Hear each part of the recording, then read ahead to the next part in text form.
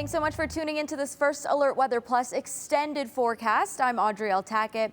Let's talk about what's on the way. We're still in the first work week of March, and there's a lot of changing weather conditions. We've had first alert weather conditions for Wednesday and Thursday because impacts are coming our way. They've already been brought to us through Wednesday afternoon.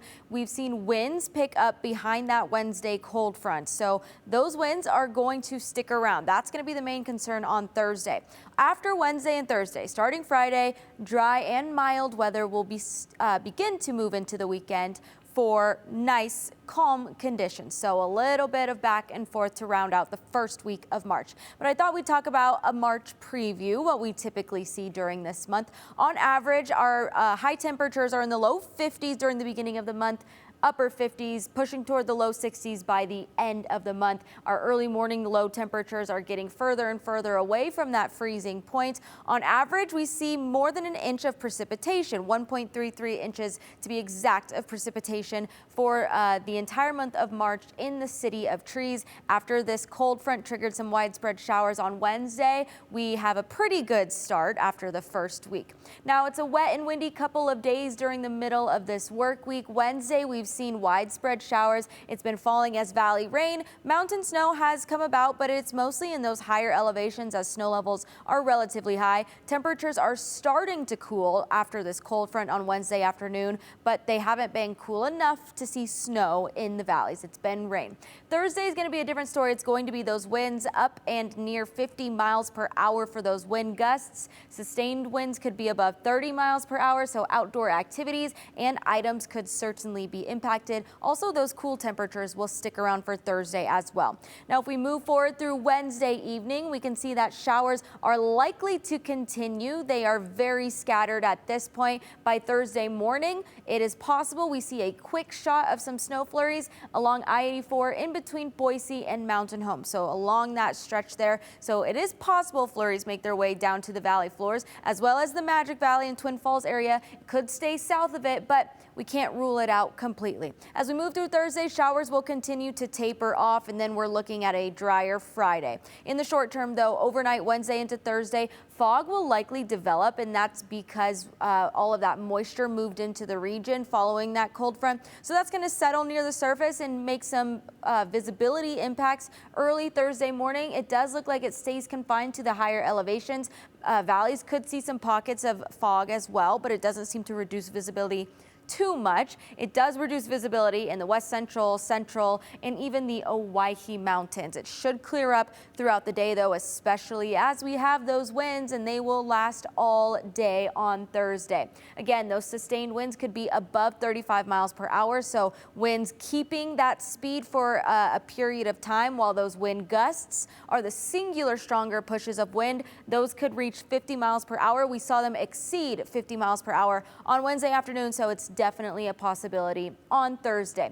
Widespread winds are expected across the Snake River Plain, even into the mountains potentially, so no one is exempt particularly from those winds. Be very cautious of going outside within the winds. We've seen significant damage and even injury caused from winds before, so this is something that's not to be taken lightly. High-profile vehicles could have a hard time driving on the roads. Just watch for loose outdoor objects in general. Secure things if you can, because the shaded area is where that wind advisory is in place, but that's not to say that winds won't be strong elsewhere aside from the Magic Valley, Treasure Valley, and even along that Idaho-Nevada border. It will be everywhere, and the winds are going to start bright and early Thursday.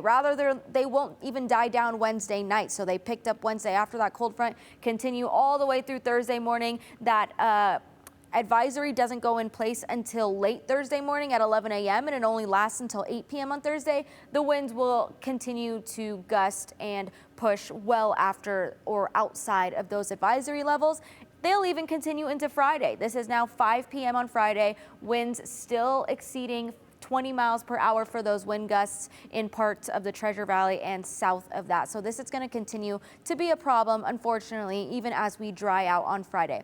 Now, we're jumping ahead to Thursday as that system is starting to move to the east. We do have high pressure that will move in as well from the west. This is what's going to bring us another shift. So it's going to build first and then it'll move further inland. The northwest will see temperatures rising into this weekend. That's going to keep us nice and mild. That's why our weather is shifting so quickly. By Sunday, that's when that ridge will peak, and take a look at these temperatures that high pressure is going to bring us. This could be some of the warmest temperatures we've seen for the year so far across the northwest. Boise on Sunday looking at 63 degrees. We have not seen a temperature this warm since November, so it's been a few months. If we do reach that, it's well above average. Again, we're normally in the low 50s this time of year. Further toward the coast, we have some really nice temperatures. Redding, California, 79 on Sunday. Medford, Oregon, 70, usually much cooler than that this time of year. So above average warmth for the most part across the region. Sunday will be a very spring-like day altogether. Now, mountains still have a chance at seeing precipitation for the week ahead, despite high pressure moving in for the weekend. Of course, we know Thursday and Friday, those shower chances do linger as we're coming off of that cold front and the impacts from it. But even Saturday, Sunday, Monday into next week, those slight chances for mountain precip do linger. Since we have such rapidly changing weather conditions, you can always check live radar. It's available 24/7 up to the minute. You can stream it on your phone or your TV on KTVB Plus. Twin Falls for the next 7 days, we'll see a similar pattern to the Treasure Valley where temperatures are cool for the time being, especially on Thursday. Twin Falls does have a little bit of a better chance of precipitation on Thursday than Boise does. You can see 50% chance of snow showers. Those may linger a little bit longer into the day. Winds are going to be very strong. By Friday, though, things do calm down. The winds are going to be a concern for the entire week ahead in Twin Falls, a little bit more than Boise is. But even Sunday on Twin Falls, you can still see that low 60s are expected. Boise, on the other hand, will see drier and less windy conditions a little bit sooner than the Magic Valley does. So only 10% chance of morning showers on Thursday in Boise. Very windy conditions, though, for the afternoon. Winds stick around all the way through Friday. They calm down for the weekend. Good news there. 63 for Sunday, warmest day in the short-term period. Sunday morning, we spring forward. A reminder, we spring forward by 1 hour. So by Sunday evening, we're seeing the first 7:30 p.m. sunsets of the year. Thanks so much for tuning in to this First Alert Weather Plus extended forecast. We'll catch you next time.